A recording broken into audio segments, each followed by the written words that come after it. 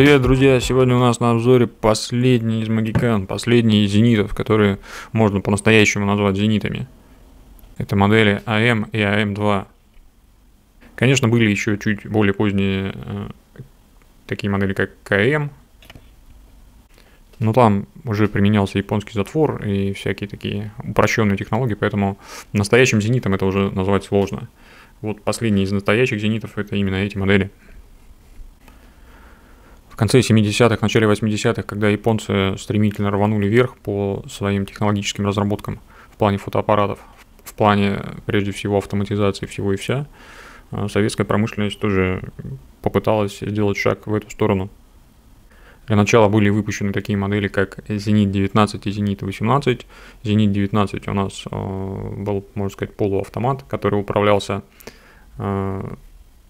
электроникой, затвор управлялся электроникой, но выдержки, как обычно, нужно было выставлять вручную все.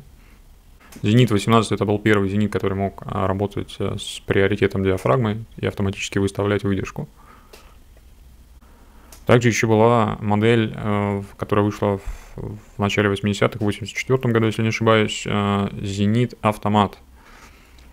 Это функционально и внешне он выглядел практически как эти фотоаппараты. Корпус был очень похож, но отличие от Зенита-19 было в том, что там использовался не ламельный затвор, а обычный шторчатый.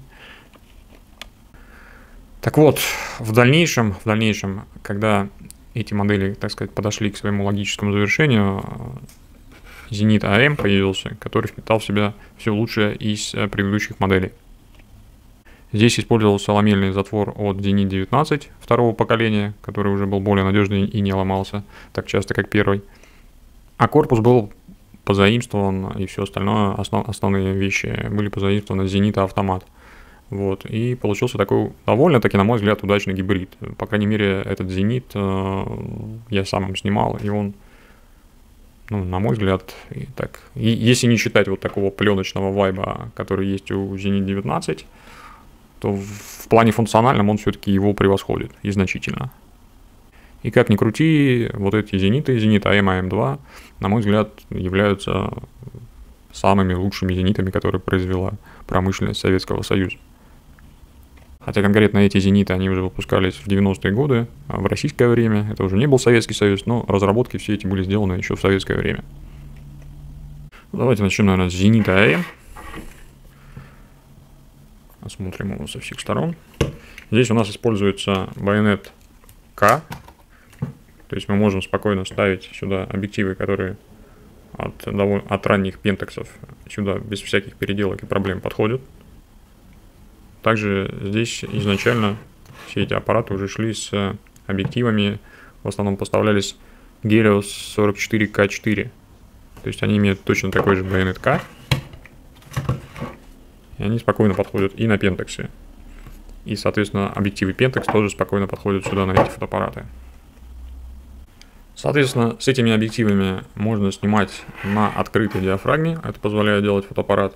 Можно снимать на открытой диафрагме, выставляя и значения. Все он передает о диафрагме, которую мы выставляем. Они уже передаются в фотоаппарат. И даже на открытой он эти значения понимает и учитывает в построении экспозиции. Итак, вкратце пробежимся по основным вещам, которые здесь присущи. Во-первых, у нас управляется фотоаппарат при помощи вот этого диска. Здесь на этом диске совершенно немного вещей. Во-первых, есть режим А, это режим автоматической приоритета диафрагмы, так называемого, в котором выдержка подбирается автоматически. Режим Б, Bulb, когда мы управляем выдержкой по своему желанию, то есть она может быть открыта сколько угодно долго, пока нам не надоест. Режим X для работы со вспышкой синхронизации. И режим L, когда у нас фотоаппарат заблокирован и он не дает сделать снимок. То есть основная работа здесь у нас проистекает под буквой А, это режим диафрагмы. И, к сожалению, здесь нет никакой технической возможности для того, чтобы мы могли каким-то образом выставлять выдержку вручную. Мы можем лишь косвенно влиять на нее путем поправки экспозиции. Это соседний диск, на котором мы можем вносить поправки в экспозицию и также задавать нужное ISO. ISO задается вот таким вот образом. Мы его тоже вращаем. И по сути это тоже некая поправка в экспозицию идет. Ну, я рекомендую, если будете брать такой фотоаппарат, опытным путем, взяв какое-то эталонное устройство, подобрать подходящую поправку к экспозиции, потому что не везде они прям вот идеально, корректно работают. На каком-то фотоаппарате мне приходилось вносить там в 2 ступени поправку экспозиции, на каких-то меньше. Но тем не менее, все это довольно-таки корректно работает, выдержка действительно подбирается, экспозицию он довольно-таки успешно определяет. Я снял на вот этот фотик одну пленку, довольно-таки успешно. Не могу сказать, что по экспозиции были какие-то четкие завалы. То есть он довольно-таки неплохо ее подбирает в автоматическом режиме. Как вы видите, здесь используется ламельный затвор. Попробуем продемонстрировать его работу. По умолчанию, если не установлены батарейки, то он работает на 1,125 секунды. Если установлены батарейки, тогда он подбирает выдержку автоматически. Сейчас попробуем прикрыть свет и попробуем сделать кадр. Вот прикрываю рукой. Вот видите, он здесь делает уже более длинную выдержку. Когда руку убираю, выдержка, соответственно, более короткая. Выдержки он дает делать от 1 секунды до 0,01 секунды. Как понять, какая выдержка сейчас будет сделана? К сожалению, это не японский фотоаппарат, он не показывает выдержку, которая будет сделана. Здесь была довольно-таки упрощена эта система. Здесь мы видим обычные 3 классические светодиода, которые мы видим практически на всех поздних фотоаппаратах Zenit.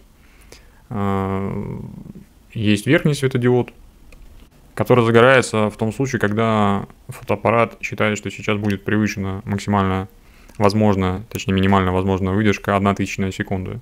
В этом случае вам надо вручную попытаться ограничить поступление света путем того, что вы можете прикрыть диафрагму. Если наша выдержка сейчас в данный момент предполагается от 1,30 до 1,1000, тогда просто горит зеленый индикатор. Это говорит нам о том, что выдержка будет нормальная, допустимая и можно снимать.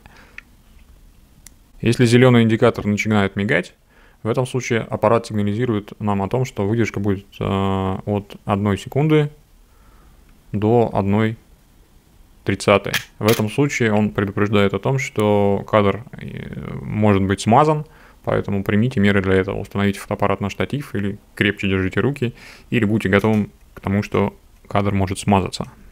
Ну и наконец, если загорается нижний красный светодиод, это означает то, что фотоаппарат уходит уже за пределы 1 секунды по выдержке. И, соответственно, кадр вообще крайне нежелательно делать в этом случае. Точнее, он его не может обеспечить исполнение этого кадра. Он может сделать только от 1 секунды. Ну, на самом деле, все довольно-таки просто и незамысловато, но вот я поснимал этим фотоаппаратом и, не знаю, прекрасно себя чувствовал. То есть, реально это развязывает очень руки, когда ты не паришься о том, что тебе надо постоянно следить за выдержкой.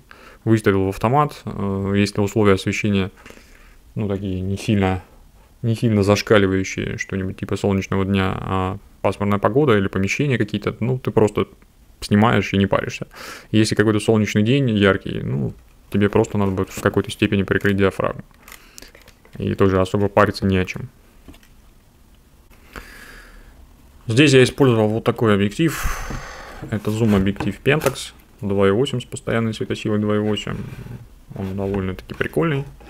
Это зум от первого автофокусного фотоаппарата Pentax Me Super, что-то там, не помню точно название. Естественно, автофокус здесь не думает работать, но можно запросто наводиться вручную вот таким образом. Поэтому этот объектив я счел интересным, приобрел и вот специально для того, чтобы поснимать на этом Зените. Но про этот объектив я как-нибудь отдельно сниму, если дойдут руки. Не про него речь сейчас. Так вот, первой была выпущена модель Zenit AM. От Zenit AM2 она, собственно говоря, мало чем отличается. Основное отличие, насколько я помню, заключается в том, что здесь есть автоспуск электронный, а здесь его нет. Естественно, модель AM2 была немножко доработана. И, как водится, наверное, в чем-то удешевлена. Вообще аппарат, конечно, не производит впечатление чего-то сильно, ну, такого эстетичного. Это не какой-нибудь Nikon L, который, по сути дела, делал все то же самое еще в 70-е годы.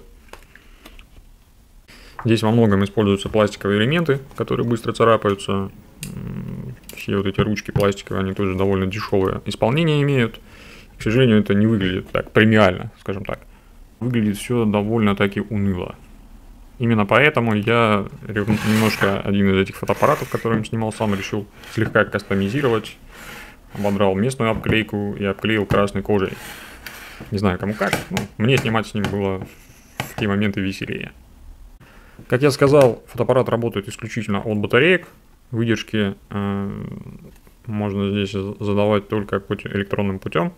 Соответственно, здесь у нас используются 4 батарейки LR44, которые легко купить в любом фикс-прайс. Они, если есть в комплекте, ставятся вот в такую тубу, устанавливаются и устанавливается фотоаппарат. Если вдруг такой тубы нет, и вы будете искать такой фотоаппарат без нее, то тоже есть вариант, продаются батарейки, они называются 476А. Это, по сути, те же самые 4 батарейки LR44, уже как бы спаянные в одну. И стоят они порядка 300 рублей. Хватает такой батарейки, на самом деле, ну, на очень долгий срок, на несколько пленок так точно. Вот, и поэтому это не так обременительно. Например, как просто пленку купить. Ну, а если уж говорить о батарейках LR44, то, ну, вообще это стоит копейки. Хватает их там на 3, 4, 5, 6 пленок, что достаточно много. Хотя некоторые аппараты, вот, например, вот этот Zenit AM, если оставить тут внутри пленку, не пленку, а батарейки, то через какое-то время они разряжались. Поэтому рекомендую между сессиями все-таки вытаскивать эти батарейки, для того, чтобы они так интенсивно у вас не разряжались. Здесь используется также у нас видоискатель довольно большой, светлый, чистый. Такой же, я так понимаю, как во всех поздних зенитах. Здесь используется линия Dodena, с помощью которых довольно легко наводиться на фокус. Ну, в определенных условиях не всегда это легко, особенно таким плохо видящим товарищам в очках, как я. Поэтому бывают промашки по фокусу, не без этого. Вот. Сейчас я вам приведу небольшую фотогалерею, которую я снял на этот фотоаппарат. Снимал я на пленку, кинопленку, которая сейчас продаются в намотках, такие кинопленки, всякие Hitchcock или еще как-то их называют. Ну, в общем, это обычная пленка кода, которая используется для кинофильмов с ISO 250. Снимал я довольно долго, пленка была заряжена в этот аппарат целый год, наверное. И вот только сейчас я в последнее время наконец ее достал, доснимал, достал и проявил. Чудес каких-то там особенных фотоискусства вы не ждите, это просто обычные семейные фотографии, половина из которых не получились, а вторая, ну не вторая, а какая-то часть не попали в фокус. Ну, короче, там довольно много всякого технического брака. Вот, по сути, с любой пленки можно изъять там вряд ли больше 10 более-менее успешных кадров. Ну, тем не менее, что получилось, вот предъявляю вам. Можете посмотреть, оценить. Если есть желание приобрести один из таких фотоаппаратов, можете обращаться. В описании представлена ссылка на мой телеграм-канал, где указана ссылка на Авито. Также в телеграм-канале, кому интересно, может подписываться, будут вкладываться разные горячие предложения и примеры фотографий с разных фотоаппаратов, объективов и что-то другое интересное, связанное с моей деятельностью. Всем хороших кадров и пока! А сейчас смотрим галерею фотографий.